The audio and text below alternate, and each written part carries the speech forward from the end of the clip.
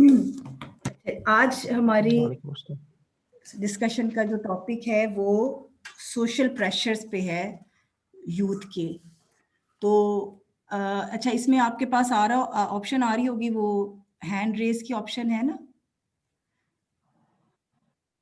तो आप जी। लोग, हाँ, आप लोगों में से जो जी भी आंटी। अपना पॉइंट बताना चाहता है तो वो फिर हैंड रेज करे, तो फिर हम शुरू करेंगे। अच्छा, सोशल प्रॉब्लम्स में वैसे तो काफ़ी सारी चीज़ें हैं, आप लोगों से शुरू करते हैं इंशाल्लाह। फिर मैं पहले आप लोग साथ साथ जो बेस्ट पॉसिबल सोल्यूशन प्रॉब्लम जो आप बता रहे हैं, उसका जो भी आपके जहन में बेस्ट पॉसिबल सोल्यूशन है, कोशिश करें वो भी बताएं, ठीक है। फिर इंशाल्लाह ताला हम लास्ट में जो है कुरान और हदीस से भी उसका सोल्यूशन देखेंगे कि अल्लाह ताला हमें गाइड क्या करते हैं, मुख्तलिफ इशू से रिलेटेड क्या सोल्यूशंस हैं। तो हम शुरू करते हैं। अब कौन पहले बताना चाहेगा अपना पॉइंट? आप में से शुरू करें फिर। जी रिदा, आप बताएं। अच्छा, आंटी, मेरा जो पॉइंट है वो ये कि एक सर्टेन एज पे आजकल की यूथ को कहा जाता है कि you have to get married, you have to be successful. एक स्पेसिफिक फिगर दे दिया जाता है कि आपको इतना कमाना चाहिए एक पॉइंट पे आके। लेकिन मेरा ये पॉइंट है कि यू हैव नो आइडिया कि आप कब तक सक्सेसफुल हो रहे हो, बिकॉज ऑब्वियसली आप काम कर रहे हो, आप वर्क हार्ड भी कर रहे होते हैं। तो मुझे लगता है कि शायद लोगों को इस तरह किसी पे प्रेशराइज नहीं करना चाहिए, क्योंकि हर इंसान की अपनी कैपेबिलिटी होती है कोई काम करने की। जब कोई आप किसी पे प्रेशर डालते हो तो वो फिर घबरा जाता है, वो काम भी सही से नहीं कर पाता। सही। क्योंकि ये इशू क्योंकि मेरे घर में भी बहुत है और मैंने बहुत जगह पे भी देखा है। नहीं, आप कह रहे हैं कि जो शादी वगैरह के लिए घर से मतलब प्रेशर शुरू हो जाता है कि करें उस, वो मतलब एक जो है वो सही या टाइम पे। मतलब एक, ठीक है। अगर मैं लड़कियों की बात करूं तो इट्स लाइक 23, 22, और लड़कों पे आप कहते हैं 26। तो ये सोसाइटी ने ना एक स्पेसिफिक एज बना दी है कि आपने इसी में ही शादी भी करनी है और आपको सक्सेसफुल भी इसी में ही होना है। सही। हालांकि जरूरी नहीं है। नहीं, सही, बिल्कुल ठीक है, बिल्कुल ठीक है। हर इंडिविजुअल का जो है ना टाइम डिफरेंट है, आप ये कहना चाह रहे हो, और लड़की का भी, और डेफिनेटली है, इसमें कोई शक भी नहीं है। तो बिल्कुल ये एक सोशल प्रेशर अब बन चुका हुआ है। ठीक है। अच्छा, शिजरा से सुनते हैं। रिदा, हाँ ठीक है आंटी, आपका, आपकी या बात। कोई और पॉइंट भी आप बता दें साथ ही।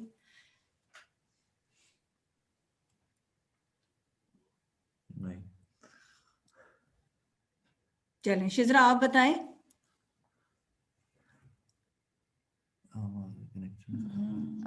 Aunty, I think one of the biggest problems जो सोसाइटी में है वो है बॉडी शेमिंग। और जो मतलब पीयर प्रेशर नहीं, मतलब इस तरह के, जैसे किसी को किसी भी चीज़ पे, आई मीन इंसान जो है किसी भी तरह खुश नहीं रह सकता। अगर कोई इंसान बहुत पतला है तो उस पे भी कमेंट किया जाता है, अगर कोई मोटा है या हेल्दी है तो उस पे भी कमेंट किया जाता है। तो आई थिंक कि हमें एज सिंस ह्यूमंस हैं, हमें ये एहसास करना चाहिए, हमें एम्पैथी देखनी चाहिए और अंडरस्टैंड करना चाहिए कि अगर हम कुछ भी बोलते हैं तो वो दूसरे को किस तरह इफेक्ट कर सकता है।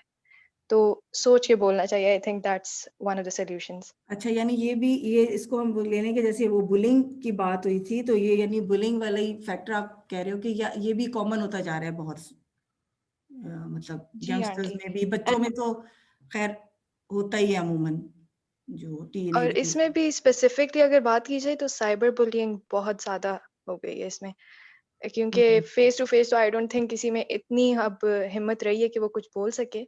मगर साइबर बुलिंग जो है वो बहुत कॉमन हो गई, क्योंकि वो एक स्क्रीन के पीछे छुपे हुए होते हैं ना, वहाँ तो कुछ भी कोई बोल देता है।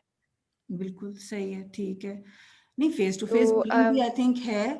टीनेजर में मैं समझती हूँ शायद ज्यादा है इस चीज का भी, क्योंकि उनको शायद इतनी, वही वाली बात है कि इतनी समझ में नहीं होती इस एज में बच्चों को, और छोटे बच्चे उनमें ज्यादा है। थोड़े से बड़े हो जाते हैं तो हाँ बिल्कुल थोड़ा सा आ जाता है शूर, के इंसान फेस टू फेस ना करे। लेकिन मेरे ख्याल में अभी भी ये चीज है, फेस टू फेस भी लोग कर जाते हैं। तो और ऑल्सो आंटी, आई थिंक कि हर चीज़ में मतलब एक बैलेंस होना चाहिए। अब ये सिर्फ बच्चा वही काम करता है जो वो अपने बड़ों को करते हुए देखता है, क्योंकि वो सब कुछ जाना हुआ पैदा नहीं होता।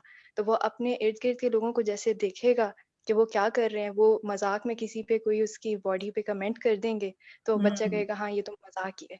तो आई थिंक बच्चों को भी समझाना चाहिए पेरेंट्स को, एंड पेरेंट्स को खुद भी समझना चाहिए, एक बैलेंस रखना चाहिए। बिल्कुल बिल्कुल, मतलब ये तो देखे ना, वही वाली बात है कि जो पहली तरबियत गाह जिसको कहा है वो तो घर है ना, पेरेंट्स हैं, ठीक है। वो जो मतलब बेसिक जो चीजें बच्चा वैल्यूज जो सीख रहा होता है वो अपने घर से ही उसकी इब्तदा होती है। तो ये तो बिल्कुल वही, और वही वाली चीज जो कहा जाता है ना कि बच्चे को बताने की जरूरत नहीं होती, समझाने की जरूरत नहीं होती, बच्चे तो देखकर ही सीख रहे होते हैं कि माँ बाप कैसे रह रहे हैं, उनकी क्या वैल्यूज हैं। तो वो देखकर ही, तो माँ अगर पेरेंट्स ऐसे कर रहे हैं तो डेफिनेटली बच्चों की वही आदत बन जाती है। ठीक है, सही है। और कोई शिजरा, एक आपने स्टीरियोटाइप्स की भी बात की थी ना? आंटी स्टीरियोटाइप्स का यही है जो जैसे रिदा ने एक बात बोली थी कि एक पर्टिकुलर एज होती है जिस पे इम्पोज किया जाता है शादी वगैरह। तो एंड ऑल्सो ये कहा जाता है कि सक्सेस में क्या रखा है, औरत को कहा जाता है कि सक्सेस में क्या रखा है, आपने शादी कर लेनी, आपने वहां चले जाना, ये करना है। तो I think that's really big problem. And also एक ये भी जो बहुत ही बड़ा स्टीरियोटाइप है कि ये कहा जाता है कि औरत को वो जज करते हैं नॉट बेस्ड ऑन देयर सीरत, इस बात पे बेस करते हैं कि वो किचन जा सकती है, वो रोटियां पका सकती है, वो घर के काम काज कर सकती है। I mean that is important, मगर आप बाकी चीजें भी देखें। बिल्कुल बिल्कुल सही, ठीक है, सही है। चलें राफिया से पूछें। राफिया, आप बताएं कुछ। जी भाभी, मेरे ख्याल से तो जो आजकल की मॉडर्नाइजेशन का स्टैंडर्ड रख दिया गया है हमारे बच्चों के लिए, हमारे लिए, इनफैक्ट हम सोसाइटी ने मिलके की है, वो ये है कि हम सिर्फ वेस्ट को देखते हैं हर चीज में। मेड भी एजुकेशन, मेड भी द मैरिज सेरेमनी, मेड भी एनीथिंग। हम कोई चीज उठा लें, हम अपने दीन से इस वक्त इतने दूर हैं कि हमें लगता है कि वो जहालत है शायद। और जो वेस्टर्न वर्ल्ड कर रहा है, क्योंकि वो सक्सेसफुल है और उन्होंने सारा कुछ अचीव कर लिया है, तो हमने सिर्फ आंखें बंद करनी और उनके पीछे चल पड़ना है। हम यंगस्टर्स अगर अबाया लेने की कोशिश करें, सर कवर करने की कोशिश करें, तो मेरे ख्याल से बाकी लोग भी बाद में आते हैं, शायद फैमिली पहले आ जाती है कि तुम क्या कर रही हो, कहाँ जा रही हो, इतनी बैकवर्ड कैसे हो रही हो। और it's sad, it's very sad, but it's the harsh reality. हमारी सोसाइटी में अब लोग गवर्नमेंट स्कूल्स और हमारे जो पब्लिक स्कूल्स हैं उनमें लोग नहीं प्रेफर करते बच्चे भेजना। हमारे यहाँ प्राइवेट सेक्टर की पढ़ाई जो कि मेरे हिसाब से पढ़ाई भी नहीं होती, सिर्फ बिजनेस होता है, वहां पर लोग भेजना चाहते हैं। क्यों? क्योंकि वो सिर्फ एक अच्छी मुंह टेढ़ी करके अंग्रेजी बोलना सिखा देते हैं। तो जो स्टैंडर्ड्स हमने ऑल टुगेदर अपनी यूथ के लिए सेट किया है in every aspect, in every regard, I think that's very wrong. बिल्कुल अपसाइड और डाउन। उसका सलूशन सबसे बेहतर ये है कि एग्जैक्टली उसका सलूशन सिर्फ ये है कि हम अल्लाह ताला से अपना ताल्लुक बेहतर करें, हम सुन्ना पर अमल करें, सीरत पर अमल करें, और अपने आप को अपने इस दीन के साथ जोड़ें और अपनी दीन की वैल्यूज को ओन करना, मतलब प्राउडली ओन करना सीखें। ठीक है, सही सही, ठीक ठीक। और किसी का कोई हो? रिदा, आप कुछ और कहना चाह रही थी? जी आंटी, मेरा एक और पॉइंट है, वो है ग्रेड्स पे। लाइक हमने हमारी सोसाइटी ने स्पेसिफाई कर लिया है कि जो शख्स 3 जीपीए से ज्यादा लेगा वो they are consider as smart. Successful. But जहां तक मेरा ख्याल है कि आपका टैलेंट, आपकी नॉलेज बताता है कि आर यू एक्चुअली स्मार्ट और नॉट। लाइक अगर कोई शख्स 2.2 जीपीए या 2 मतलब 2 की रेंज में जीपीए के साथ कई जगह इंटरव्यू पे जाएगा, तो उसको ये कहा जाएगा कि पहले आप अपनी जीपीए तो देखें, देन आप किसी जगह पे अप्लाई करें। तो जहां तक मेरा ख्याल है कि अगर आप उसके टैलेंट को देखें ना कि वो किस तरह काम कर रहा है, तो शायद वो आपसे बेहतर काम करता होगा। बिल्कुल तो बिल्कुल। ये स्पेसिफाई कर देना कि भाई 3 जीपीए से ज्यादा है तो आप जीनियस हैं। लाइक आपके बहुत से ऐसे घरों में भी होता है कि अगर आपकी 3 जीपीए से कम आई थी तो you are consider as fail.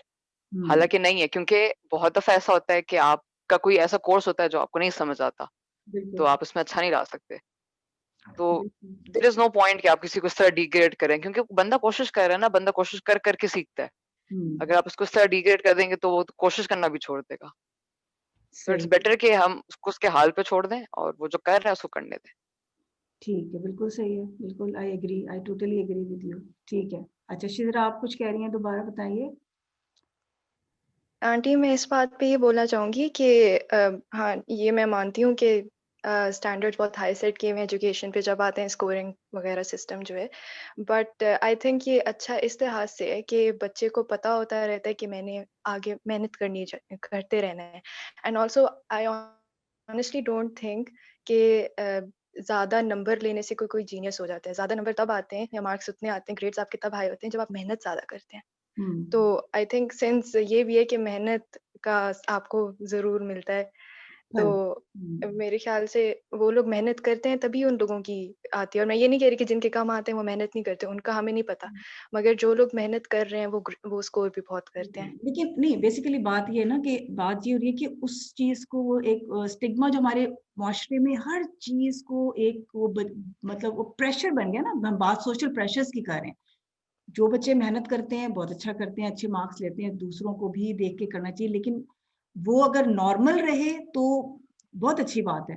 अब जो आजकल हालात हैं वो जो बात हो रही है ये कि वो यानी पेरेंट्स भी इतने हाइपर हो चुके हैं कि वो बर्दाश्त नहीं करते कि बच्चा हर बच्चे की ज़ाहिर अल्लाह ने वो कहते हैं ना कि हर एक में कैपेबिलिटी एक लेवल तक की होती है ना। कुछ की कैपेबिलिटी ज़्यादा होती है, ज़्यादा हार्ड वर्किंग होते हैं, कुछ थोड़े कम होते हैं। लेकिन जब माँ-बाप ओवरडू उनको मतलब प्रेशर डालते हैं तो फिर उनके लिए भी बहुत मुश्किल हो जाता है उस चीज़ को तो मतलब वो करना, बर्दाश्त करना। पेरेंट्स हैं, कुछ कह भी नहीं सकते। तो ये यानी वो सोशल प्रेशर की सूरत जब इख्तियार कर जाती है ना ये चीज़ें, फिर वहाँ से बात खराब होना शुरू हो जाती है। तो ठीक है, नॉर्मल सबको पता है और एनकरेज करते रहना चाहिए, बिल्कुल करना चाहिए पेरेंट्स को भी कि आप भी लो, आप भी मेहनत करो। तो चलें इंशाल्लाह अभी मैं कुछ पॉइंट्स मैं भी बताऊंगी, उसमें भी आप लोगों से मैं राय आपकी लूंगी। जी आकिब आप बताइए।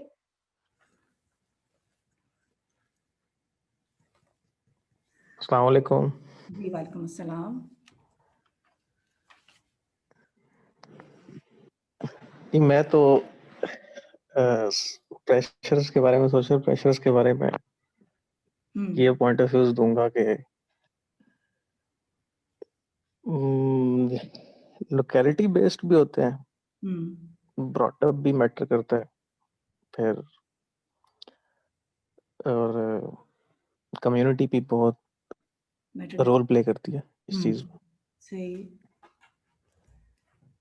तो ऐसे में हमें ये देखना होगा कि हमारे पास गोल्ड स्टैंडर्ड क्या है, मतलब हमें इस चीज को फॉलो करना है, क्या स्टैंडर्ड सेट करना है। अच्छा अब देखिए, तो हाँ मैंने तो जो मतलब कि अपनी जिंदगी में मतलब कि एनालाइज किया है, थोड़ा सा जो मेरा एनालिसिस है, मैंने तो ये समझा है कि जो सुनना है वो मतलब कि वो ही गोल्ड स्टैंडर्ड है। उसमें कोई लूप होल्स नहीं मिलते, उसमें कोई मसले नहीं पैदा होते। तो क्योंकि बाकी सारी चीजें देखी जाए तो वो फिर हमारे यहाँ जितने भी अभी स्टीरियोटिपिकल माइंडसेट है या स्टीरियोटाइप्स हैं, सोसाइटल स्टिग्मास बन चुके हैं, वो हमारी उसमें हिस्ट्री भी मैटर करती है। हम कहाँ से आए हैं और क्या हमारी परवरिश किस तरह हुई, और फिर हम मुतासिर कितने हैं अपने आसपास के ममालिक से और कम्युनिटीज से।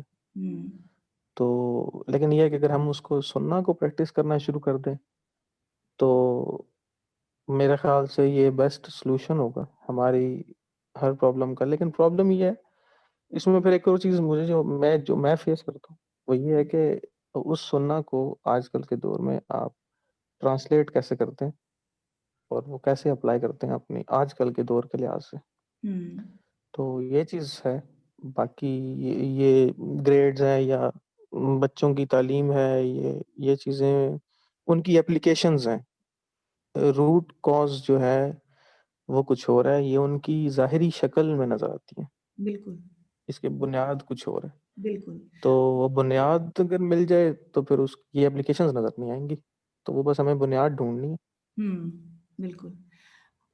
बुनियाद हमारे अपने पास है, लेकिन वही बात है कि हम अपनी बुनियादें, वो कहते हैं ना, अपनी रूट्स को छोड़ चुके हैं बेसिकली। इसीलिए वो कहते हैं ना, जब दरख्त अपनी रूट छोड़ देता है तो वो दरख्त क्या हो जाता है, कमजोर हो जाता है। जो भी दरख्त अपनी रूट्स छोड़ देता है वो डेफिनेटली कमजोर कमजोर होके जल जाता है। तो हमारा भी यही सिलसिला है कुछ। अच्छा, एक दो पॉइंट्स मैं अब डालूंगी, अब आप लोगों ने मुझे इस पर बताना है। थोड़ी सी लंबी शायद हो जाए हमारी डिस्कशन, लेकिन चलें खैर है, कोई बात नहीं। अच्छा, एक तो जो मेरी कुछ असेसमेंट है, एक तो ये चले कुछ हद तक ये डिस्कस भी हुई है चीज़ कि जो एजुकेशन से रिलेटेड जो सोशल प्रेशर्स हैं उसके अंदर एक तो आ जाते हैं ना कि कुछ हमारे जैसे पेरेंट्स ही के जहन में, बच्चों के भी जहन में बन जाती हैं जिनके कुछ प्रोफेशंस ऐसे हैं कि बस हमने उसी में अपना बच्चा भेजना है। ख़ास तौर से ये हमारे वो कहते हैं ना कि इंडो पाक का तो बहुत ही बड़ा अलमिया बन चुका है ना कि या इंजीनियर बनो या डॉक्टर बनो या फोर्सेस में जाओ, ये तीन तो यानी ये प्रोफेशन है। इसके अलावा इससे हटके अगर कोई किसी उसमें जा रहा है तो वो यानी वो इतना काम का बंदा नहीं है।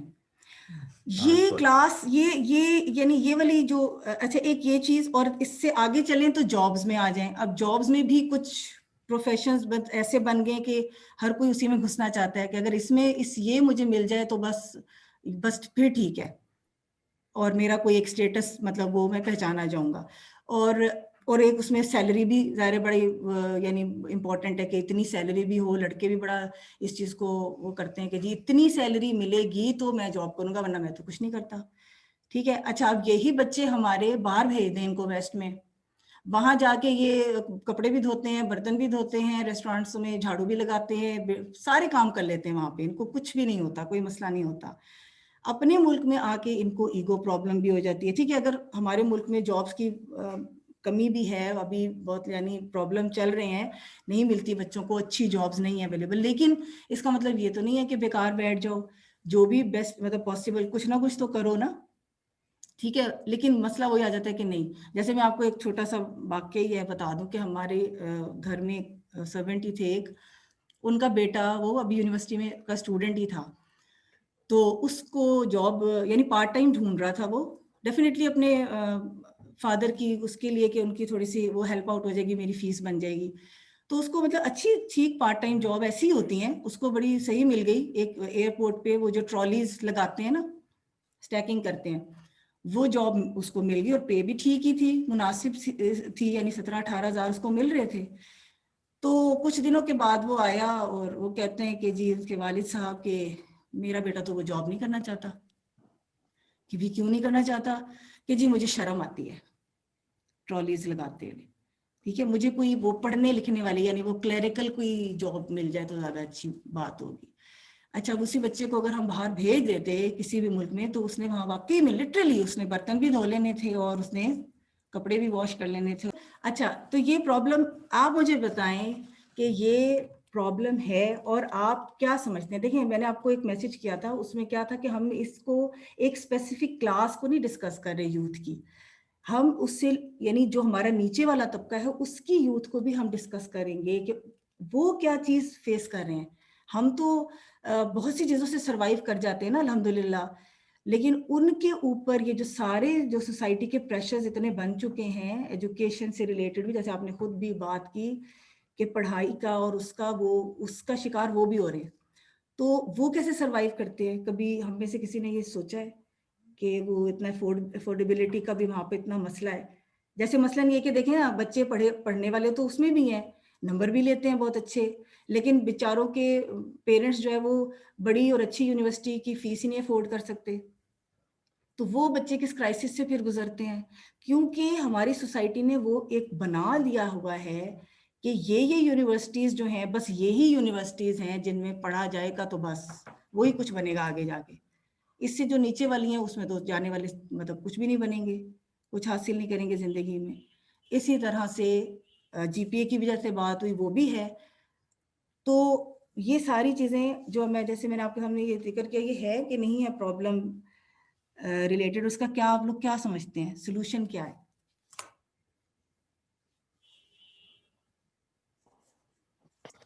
सोल्यूशन आंटी मैं तो यही पहले भी यही कह रहा था कि जो हमारी इस्लामी तालीमात है ना वो बहुत अच्छी हैं, उन पे ही अमल किया जाए। लेकिन फिर इशू यही आता है कि जो मैंने आपको पहले भी बताया, मैं फेस करता हूँ कि उसको हम कैसे आजकल के दौर के लिहाज से उसे कैसे सामने लेकर आए। जिस तरह अभी आजकल के दौर के लिहाज से जिस तरह अभी हमारा एक छोटा सा एक जूम पे क्लास चल रही है ना, तो ये अब एक नई चीज है ना, मेरे लिए भी नई चीज है एक, और ये एक अच्छा प्लेटफॉर्म है, एक ऐसे एक अच्छी चीज है जहाँ पे डिस्कशन हो सकती है। इस तरह से बाकी मराहिल में भी जो है ना ये चीजें होनी चाहिए कि बहुत ये से जो इसी इश्यूज तरह से एनजीओ जिस तरह बनती हैं बच्चों की, वो जो है वो इखराजात बर्दाश्त करते हैं, अफ्तारियां करवाते हैं रमजान में। ठीक है, वैसे तो आप देखिए हमारे मुल्क में भी बहुत सपोर्ट भी करते हैं, स्कॉलरशिप्स भी मिलते हैं, लेकिन कितने बच्चों को, ठीक है ना, देखना तो ये है ना। हाँ, बहुत कम तादाद, बहुत उससे पहले अवेयरनेस आ जाती है, बाज़ औक़ात स्कॉलरशिप्स अवेलेबल होती हैं, लेकिन एप्लीकेंट्स को ही नहीं पता होता कि ये दरवाज़ा भी है, ये भी उम्मीद की किरण यहाँ से भी दाखिल हो सकती है। बिल्कुल। तो अवेयरनेस बहुत ज़रूरी चीज़ है, और अगर अवेयरनेस मिल जाती है फिर उसके बाद स्टेप आता है कि लोग अप्लाई भी करें उसमें। और गवर्नमेंट साइड पे ये, मैनेजमेंट साइड पे या जिनके पास अथॉरिटी है, ये उनकी साइड से अगर सोचा जाए तो उनकी साइड से ये है कि वो ज़्यादा से ज़्यादा इस तरह की सर्विसेज और इस तरह की सहूलियात और जो है ना वो बच्चों को प्रोवाइड करें, और बच्चों के लिहाज से ये है कि वो इसकी अवेयरनेस तलाश करें, इसके बारे में खोज। देखें, एक ये भी है, और एक जो माइंडसेट बनाते हैं ना घर में, माँ बाप भी बनाते हैं, सोसाइटी भी बनाती है, वो भी चेंज होने की जरूरत है कि अच्छी यूनिवर्सिटीज में जाए, बहुत अच्छी बात है, जो जा रहा है बहुत अच्छी बात है, जो उससे कम लेवल पे किसी यूनिवर्सिटी में जा रहा है वो भी बहुत अच्छा है, जो उससे नीचे जा रहा है वो भी बहुत अच्छा है, ठीक है। क्योंकि कोई भी इंसान, किसी को भी अल्लाह ताला ने बेमकसद नहीं पैदा किया ना, कोई भी, ये देखिए हमने तो इस्लाम से लेना है ना सोल्यूशन, और बेस्ट सोल्यूशन ही वो है। तो इस्लाम, हमारा दीन क्या कहता है कि अल्लाह ने तो एक चूंटी भी बेमकसद नहीं बनाई, ठीक है ना, एक कोई छोटी से छोटी चीज भी, यानी एक लिविंग ऑर्गेनिज्म भी जो है, क्या वो बेमकसद है? नहीं है। तो इंसान कोई कैसे बेमकसद हो सकता है या बेकार हो सकता है? ये बेकार का लफ्ज कहना, यूजलेस कहना जो अमूमन हो जाता है, माँ बाप भी कह जाते हैं जो उसमें डांट डपट में कि तुम तो ऐसे ही हो, बेकार हो, फलां हो, ढमकाओ, बड़ी बड़ी बातें भी हो जाती हैं, तो वो बच्चा किस, यानी फिर मेंटल उसकी क्या हालत होती होगी। तो ये बहुत जरूरी है। खैर इसमें मैं ये ऐड करना चाहूंगी कि पेरेंट्स के साथ साथ सोसाइटी और गवर्नमेंट सब इन्वॉल्व्ड है। बिल्कुल। हमारी जो टॉप गवर्नमेंट है वहां से चेंज आने की जरूरत है, हमारी जो ऑर्गेनाइजेशंस हैं वहां से टॉप बॉटम चेंज आने की जरूरत है, और हमारा ये जो फैमिली यूनिट है इसमें भी टॉप टू बॉटम चेंज आने की जरूरत है। हम सबको अपने माइंडसेट्स रिवाइज, ये वो कहते हैं ना रिफ्रेश वाला बटन क्लिक करने की जरूरत है। और रिफ्रेश किस चीज से करना है, वो येट अगेन फिर हमारी कुरानिक टीचिंग्स हैं जो अल्लाह ताला ने दी है, हमारे पास सुनना है, और उससे बढ़कर भी कि ये सारे काम हम सिर्फ उसमें ना करें कि हम बेहतर कर सकें, ये सारे काम, ये रिफ्रेश बटन क्लिक सिर्फ अल्लाह ताला के लिए होना चाहिए। जब हम अल्लाह के लिए कोई काम करते हैं तो सारे काम ऑटोमेटिकली, सारी चीजें खुद ब खुद सेट होने लग जाती हैं। कहते हैं ना कि पजल के पीसेस सारे अपनी अपनी जगहों पर फिट इन होना शुरू हो जाते हैं। तो इट्स अ लॉन्ग प्रोसेस जो हमारे हालात हैं अभी, लेकिन ये हर लेवल पे may be strategic, may be tactical, may be operational, जब तक ये टॉप बॉटम चेंज नहीं आएगा मुश्किल है कि हमारे हालात बदल सकें। बिल्कुल। अच्छा, एक और मुझे चीज बताएं, पीयर प्रेशर है, पीयर प्रेशर भी बहुत ज्यादा है, ठीक है, वो तो मेरे ख्याल से यंगस्टर्स, यूथ से लेके नीचे वो छोटे बच्चे, और वही बड़ा अच्छा। पीयर प्रेशर में जो मैंने चीजें नोट की हैं उसमें आप ऐड भी कर सकते हैं कि पीयर प्रेशर जो इस वक्त हमारे बच्चों पे, वो क्या है कि जी स्मोकिंग करना, मतलब वो जो एक कूल का जो वर्ड है ना, कूल होना, ये मतलब जो मैंने अपनी असेसमेंट की है ना कूल के ऊपर, वो मैं भी आपको बताती हूँ। तो बहरहाल कूल होने में क्या क्या आता है? स्मोकिंग, ठीक है, ड्रग्स, ठीक है, फिर एक खास किस्म की ड्रेसिंग है लड़के लड़कियों दोनों में, तभी आप कूल हैं। फिर लूज टॉक कौन कितनी कर लेता है, समझ रहे हैं ना आप, वो भी उतना ही कूल है मेरे ख्याल में। वेपन्स कैरी करना भी बहुत एक्सट्रीम ही आई थिंक ये होगा, बट है। अच्छा, फिर इसमें पार्टी, होना करना, ठीक है ना। उससे थोड़ा सा अगला स्टेप अगर मैं बोल दूं तो बहरहाल है तो नहीं इतना मुनासिब, डेटिंग कह लें आप, चलें। मतलब हम डिस्कस कर रहे हैं ना, तो हमें करनी चाहिए ना, खुल के चीजें डिस्कस करनी चाहिए, मतलब उसको उसमें नहीं कि जी ताकि बात समझ आ सके, कन्वे हो सके बेसिकली। तो वो भी उसके अंदर जी वो तो उतना ही कूल है। और वीडियो गेम्स भी आ जाएं इसमें, नेटफ्लिक्स आ गया, मूवीज जो जितनी देख रहा है वो उतना कूल है। अच्छा, तो ये कूल जो वर्ड है ये कहाँ से निकला है? मतलब ये किधर से ऑरिजिनेट हुआ, इसका ओरिजिन कहाँ से है? और ये is it a positive word और अ नेगेटिव यानी वर्ड? ये मतलब समझने की जरूरत है ना बच्चों को। बच्चों को ये समझ ही नहीं है कि कूल बनना इज इट गुड और इज इट बैड? आप बताइए कहाँ से मुझे ओरिजिन है नहीं इसका लगता, कूल? हाँ जी। मुझे तो लगता है कि ये जो भाभी मेरे तो हिसाब से ये वही बात जो शुरू में मैंने की थी कि हमने वेस्टर्न को अपना एक स्टैंडर्ड बेंचमार्क बना लिया है कि वेस्टर्न सोसाइटी का बेंचमार्क ये है, उसको हम अचीव कर लेंगे तो हम we are at top of the world, नहीं करेंगे तो हमारा कुछ नहीं बन सकता।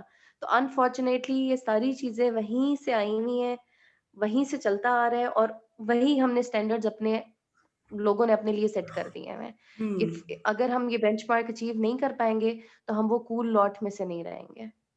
हाँ जी, आप बताएं हमाद। मेरे साथ तो ये रहा है कि वर्ड्स को तो हम ब्लेम नहीं कर सकते, वर्ड तो इंग्लिश का वर्ड है, उसको तो उसका मतलब शायद कुछ और हो, कूल से तो ठंडा भी होता है, लेकिन जो हम लोग जो है वो शायद हम परसीव उसको इस तरह करते हैं कि सोसाइटी एक तरफ चल रही है, वो सब ये लोग काम कर रहे हैं, वो फिर शो भी करते हैं कि हम ये काम करते हैं, तो उसमें हमने इन होना है, बस हम ये लगे रहते हैं ना कि हमने इन होना है यहाँ पे। तो इन होने के लिए क्या करना है, ये हरकतें करनी है, अपने आप को नहीं देखना कि भाई इससे मेरा नुकसान क्या होना है, मेरे साथ वालों का क्या नुकसान होना है, वो नहीं देखना, बस इस बंदे के साथ मैं इन हो जाऊँ किसी तरह तो ये मुझे एक्सेप्ट कर लेगा। बिल्कुल सोसाइटी सोशल का एक्सेप्टेंस। जी जी बेटे। नहीं नहीं आंटी कुछ भी नहीं, मैं बस वो उसको कह रहा था कि वेरी वेल सेड। अच्छा, अब देखिए ये यानी मुझे जो बात समझ में आई, क्योंकि जाहिर है मैं तो अब उस एज में नहीं हूँ, बट मैं समझने की कोशिश करती हूँ कि यानी सोसाइटी का पार्ट बनने के लिए आपको कूल होना पड़ता है। और कूल जो है बेसिकली, मैंने अब आपके सामने एक लिस्ट बनाई है, कोई आपके भी जहन में और है तो बताइए कि कूल किस तरह बना जाता है, इनके अलावा कुछ और है? कुछ रह तो नहीं गया जो मैंने छोड़ दिया? जी रिदा बताइए। आंटी मैं वैसे स्कूल वाली बात पे ही डिस्कशन करने वाली थी, लाइक के वैसे तो देखा जाए तो कूल वैसे एज अ वर्ड तो वो पॉजिटिव है, क्योंकि जैसे बोला कि वैसे तो उसका मतलब ठंडा भी होता है, लेकिन इन अदर वर्ड्स तो इसका नेगेटिव इम्पैक्ट होता है हमारी पर्सनालिटी पे। कैसे कि अगर हम फॉर एग्जांपल आपने जो एग्जांपल्स दी जैसे स्मोकिंग होगी, डेटिंग हो गई, या वीडियो गेम्स होगी, या नेटफ्लिक्स होगी, तो देखा जाए तो अगर हम एक डिफरेंट पर्सपेक्टिव से देखें तो ये सब हमें अच्छे कामों से रोकती हैं। एग्जैक्टली। जैसे कि अगर मैं नेटफ्लिक्स देख रही हूँ और मैं अगर 3 घंटे से या 4 घंटे से देख रही हूँ, तो देखा जाए तो उसमें नमाज का टाइम भी चला जाएगा। उस 4 घंटे में मैं अगर कुरान पढ़ लेती तो शायद मुझे मेरी नेकी में इजाफा होता, रात के गुनाहों में इजाफा हो। लेकिन आप फिर कूल नहीं ना तो हाँ, रहे। इस तो कूल ऐसा मेरी अम्मी कहती हैं कि कूल कूल बनते हुए you will become a bloody fool, ये मेरी अम्मी कहती हैं, और काफी हद तक ये बात सही भी है, तो इसलिए तो सही, ठीक है। अच्छा, we are running out of time, हम जरा दोबारा मिलाते हैं। अच्छा, ये ठीक है, आपने सही कहा। तो यानी बेसिकली जो कूल बनना है वो मतलब नेगेटिव ही है ना, देखें ना सारी चीजें नेगेटिव आ गई। तो हमारे बच्चों को आप ये सोचें कि ये सेंस क्यों नहीं है कि ये जितना भी कूल का या पीयर मतलब पीयर प्रेशर के तहत ही खैर वो ये सब कुछ करते हैं, कि ये सारी चीजें बुराई हैं। देखिए इनमें से कोई एक चीज भी ऐसी नहीं है जिसको हम अच्छा कह सकें, ठीक है। और इंसान को बड़ी अच्छी तरह पता होता है कि ये सही नहीं है, ये बुरी चीज है। लेकिन यानी इतना ज्यादा इन्फ्लुएंस है हमारे बच्चों के ऊपर, और इसकी वजह फिर हम जब रूट की तरफ जाते हैं हमारे पास क्या पीछे रीजन रह जाता है?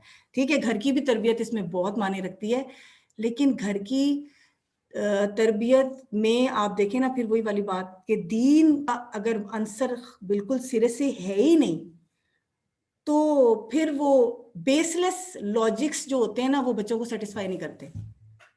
आप जितनी भी इधर उधर से घसीट घसूट के वो कहते हैं पेश करने की कोशिश करें ना बच्चे को कि ये ऐसे है, ये बुराई है, ये फलां है, जब तक कि आप उसको एक सॉलिड रीजन ना दें, और वो मेरे ख्याल से जाहिर है कि हमारा दीन जितना सॉलिड रीजन देता है उससे तो सॉलिड रीजन कोई नहीं। मैं अभी आपको इंशाल्लाह शेयर करूंगी, ऐसे नहीं, ये सारी जो प्रॉब्लम्स हैं इसका मैं अभी आपको इंशाल्लाह जो मैंने थोड़ी सी की है उसमें मैं आपको बताऊंगी कि क्या अल्लाह कुरान पाक के लिए हमें क्या कहता है। अच्छा, एक ये हो गया, और इसमें कोई अगर कोई शेयर करना चाहे तो तकरीबन हमने मुकम्मल आज की कर ली है, अगली दफा में इंशाल्लाह हम एक दूसरा टॉपिक करेंगे जो भाभी बस मैं साथ में ये ऐड करना चाहूंगी कि ये बेसिकली साइकोलॉजिकल वॉरफेयर है ना, कि हमने सारी नेगेटिव चीजें एक पॉजिटिव वर्ड के साथ कनेक्ट कर दी हैं, कि हम पोर्ट्रे तो करते हैं कि नहीं it's a good thing, but हम जब एक्चुअल रियलिटी उसकी देखते हैं which is the ugly truth, तो उसमें सारी नेगेटिव चीजें होती हैं जो हमने उसके साथ एसोसिएट की होती हैं। लेकिन जो उसकी डिपिक्शन होती है, जो उसका पोर्ट्रेयल होता है, जो उन चीजों को इन्फ्लुएंस करने के लिए एक लफ्ज हम इस्तेमाल कर रहे होते हैं, वो होता है कि नहीं you are a hip hop, you are cool, you are wanted of the society, और वो हम सारे अच्छे पॉजिटिव वर्ड्स निकाल लेते हैं उस चीज के लिए। लेकिन वो अचीव करने के लिए जितने जो अमल वाले काम है वो सारे नेगेटिव होते हैं, और हम सिर्फ वो एक पॉजिटिव वर्ड्स का यूज करके वी जस्ट प्ले साइकोलॉजिकली अब आप बेसिकली। ये देखें तो कि हम साइकी के साथ खेल रहे होते हैं, और फितना वाला लफ्ज जो अल्लाह ताला ने इस्तेमाल किया है वो इस चीज पे बिल्कुल फिट बैठता है। फिट बैठता है। अब आप ये देखें ना कि ऐसे वर्ड्स इस्तेमाल करके जो कि बज़ाहिर सुनने में बड़े अच्छे हैं और उससे जो जुड़े हुए काम हैं वो इंतहाई खतरनाक और इंतहाई दर्जे के बुरे हैं, किस तरह से हमारी जो जनरेशन है उसको तबाही की तरफ लेके जाया जा रहा है। ठीक है, और जिस तरह हमारी जनरेशन फंस चुकी है ना, बच्चे इस चीज के अंदर ट्रैप हो चुके हैं बेसिकली, उनको इससे निकालना बहुत जरूरी है। अच्छा, अब मैं अगर किसी ने कुछ कहना है तो प्लीज मोस्ट वेलकम, वरना मैं कुछ थोड़ी सी अहादीस और आयात शेयर करने वाली हूँ लास्ट में बस। आंटी बस मैं ये बात बोलना चाहती हूँ कि ये सोसाइटी की जो सोशल प्रेशर्स और जो भी प्रॉब्लम्स हैं वो इतनी डीप रूटेड हैं कि हमारे ट्रेडिशंस और कल्चर के साथ आती हैं कि इनको कम्प्लीटली इरेडिकेट करने के लिए बहुत टाइम लगेगा और बहुत मेहनत लगेगी। मगर आई एम ग्लैड कि ये इनिशिएटिव चल रहा है और जगहों पे भी चल रहा होगा कि हम लोग आहिस्ता आहिस्ता कर रहे हैं। But one thing that I would like two point out is कि ये जो सोशल प्रेशर्स हैं ना, ये ज़्यादा एक्सपीरियंस यूथ कर रही होती है, तो they are already aware of most of the problems, except for जो ये आपने कूल वाली बात जो की थी, ये तो नेगेटिवली अफेक्ट कर रही है यूथ को। मगर मेरे ख्याल से कि पेरेंट्स को इन बातों पे बाकी जो मसले हैं ना जो यूथ एक्सपीरियंस कर रही है उनसे एजुकेट होना ज़्यादा ज़रूरी है। अच्छा ठीक है, बस खत्म। अच्छा देखें, क्योंकि हमने अपने इसका जो ये पेज भी बनाया, ब्लॉग, इसका नाम ही हमने रखा है कि इस्लाम इज़ द सॉल्यूशन, और इट इज़ अ फैक्ट। इससे बड़ी तो कहते हैं ना हकीकत ही कोई नहीं है कि इस वक्त पूरी दुनिया के जो भी सोशल प्रॉब्लम्स हैं, इकोनॉमिक, फाइनेंशियल, फैमिली प्रॉब्लम्स जो भी हैं, हल एक ही है जो अल्लाह ताला भेज चुके हैं, वो है दीन इस्लाम।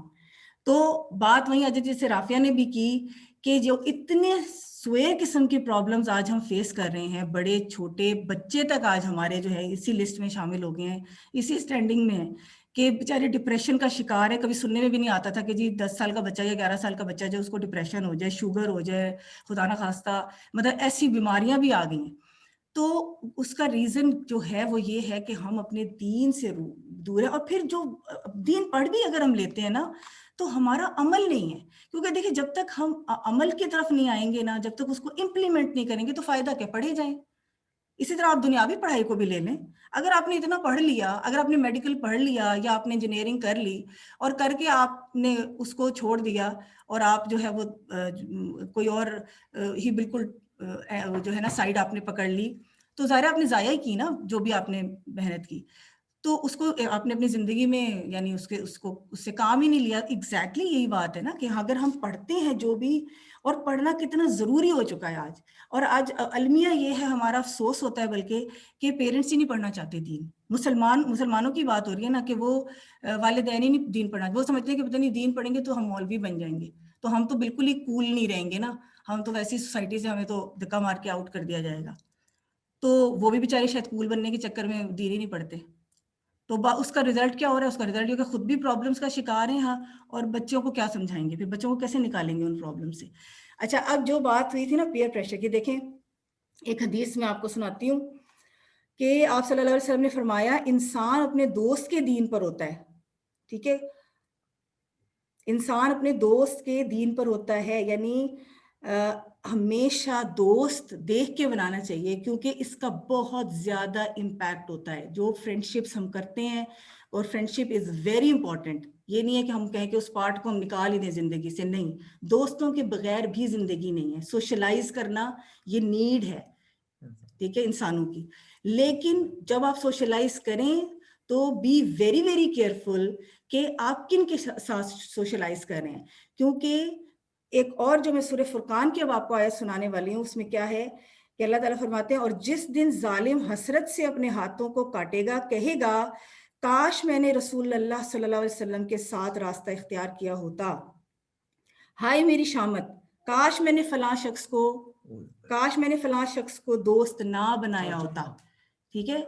यानी क़यामत वाले दिन जो है जालिम अपने हाथों को काटेगा कि मेरी शामत के मैंने उसको दोस्त क्यों बना लिया था और मैंने रसूल का रास्ता क्यों छोड़ा था। ये क़यामत वाले दिन लोगों की हालत होगी जो आज हम बगैर सोचे समझे दोस्तियां करते हैं। फिर हज़रत अली रज़ियल्लाहु अन्हु का फरमान है कि a true friend is one who sees a fault, gives you advice and who defends you in your absence. ठीक है, कौन है आपका ट्रू फ्रेंड? जो आपकी फॉल्ट देखता है और आपको बताता है कि आपके अंदर ये खराबी है, इसको दूर करो, दूर करना भी बताता है।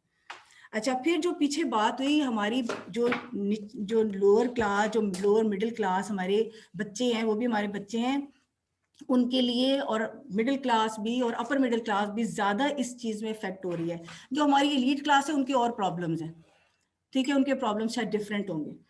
तो उनके लिए उनके किसी भी सिचुएशन में कि एजुकेशन से रिलेटेड आपको जो भी फेस करना पड़ रहा है कि आप फी नहीं पे कर पा रहे, मार्क्स भी आपके अच्छे हैं, आप मेहनती भी हो, हार्डवर्किंग भी हो, लेकिन आपके पेरेंट्स अफोर्ड नहीं कर सकते, या जॉब आपको आपकी पसंद की नहीं मिल रही, इतने पैसों की नहीं मिल रही, तो ये ज़रा गौर से मेरे बच्चे सुन लें कि हलाल कमाने में, मेहनत करने में कोई शर्म नहीं है, ठीक है। जैसे मैंने कहा ना कि अगर बाहर आपको भेजा जाए तो आप सब कुछ कर लोगे, ठीक है, पोछा भी लगा लोगे, झाड़ू भी, तो अपने मुल्क में क्या हर्ज है? कोई हर्ज नहीं है, ठीक है। और रिस्क हलाल को जो अल्लाह ताला ने कितना पसंद किया, इसमें हदीस में आपको सुना देती हूँ कि आप सल्लल्लाहु अलैहि वसल्लम ने फरमाया, जो आदमी अपने बूढ़े वालिदैन के लिए रोजी कमाता और दौड़ धूप में रहता है वो खुदा के रास्ते में है, ठीक है, वो खुदा के रास्ते में है। और जो आदमी अपने छोटे बच्चों की परवरिश के लिए मेहनत करता है वो भी खुदा के रास्ते में है। और जो आदमी अपनी जात के लिए मेहनत करता है ताकि लोगों से सवाल ना करना पड़े, वो भी खुदा के रास्ते में। तो रिस्क हलाल चाहे थोड़ा हो, कम 10,000 की हो, 15,000 की हो, जो भी अच्छी जॉब हलाल की मिल रही है तो उसको करें, उसमें कोई शर्म महसूस ना करें। और ये जो क्राइटेरिया है ना यूनिवर्सिटीज़ का या उसका, जिसकी वजह से बच्चे बहुत ज़्यादा डिप्रेशन में चले जाते हैं या कोई ख़ास प्रोफेशन करना चाह रहे थे, तो जो बच्चे जैसे मेरिट पे नहीं आ सकते या वही वाली बात है अफोर्डेबिलिटी की वजह से बेचारे रह जाते हैं, तो डिसहार्ट होने की, डिप्रेस होने की जरूरत नहीं है। क्योंकि देखिए सहाबा कराम की हमारे सामने मिसाल है कि जैसे हजरत अबू हुरैरा रज़ियल्लाहु अन्हु थे, उनकी मेमोरी बहुत अच्छी थी, उनको बहुत यानी अहादीस उनको ज़बानी याद थी, और उनसे यानी ये जो रिवायात हैं बहुत ज़्यादा मिलती हैं। और इसी तरह कुछ सहाबा जो थे उनकी क़िरात बहुत अच्छी थी, कुछ सहाबा जो थे वो बहुत बहादुर या शुजात में ज़्यादा आगे थे, बहादुरी में, ठीक है, कुछ तफसीर यानी कुरान को एक्सप्लेन करने में आगे थे। तो हर इंसान की अल्लाह ताला ने हर की एक की कैपेबिलिटी के साथ यानी डिफरेंट है। किसी कोई भी इंसान बेकार नहीं है, वो अपने आप को कहीं भी ये ना समझे कि मैं बेकार हूँ या मुझे ये रास्ता जो मैंने मैं चाहता था ये मिले, वो नहीं मिला। तो अल्लाह ताला हमेशा कहते हैं कि हम उससे बेहतर देंगे। अल्लाह ताला जानते हैं कि किसके लिए क्या बेहतर है। अगर हमारा अल्लाह पे तवक्कल हुए, अल्लाह ताला पे ईमान है कि अल्लाह हमारे लिए बेहतर ही करेंगे, अल्लाह अगर ये रास्ता बंद हुआ है तो कोई और बेहतर रास्ता खुलेगा। तो इसमें डिप्रेस होने की ज़रूरत नहीं है, मिसालें हमारे सामने हैं।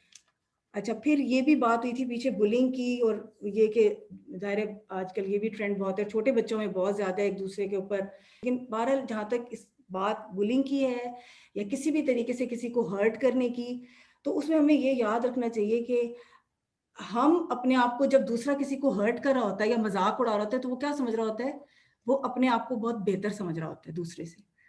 तो ये अब एक तरह से तकब्बुर भी है, जिसको अल्लाह ताला ने बिल्कुल पसंद नहीं किया, और वो दूसरे को अपने से कमतर समझ के उसका मजाक उड़ाता है, ठीक है। और अल्लाह ताला कुरान पाक में कहते हैं कि जो अक्लमंद इंसान है ना, जो समझदार है, वो कभी भी किसी का मजाक नहीं उड़ाएगा, उसको किसी सूरत भी वो किसी को बुली नहीं करेगा।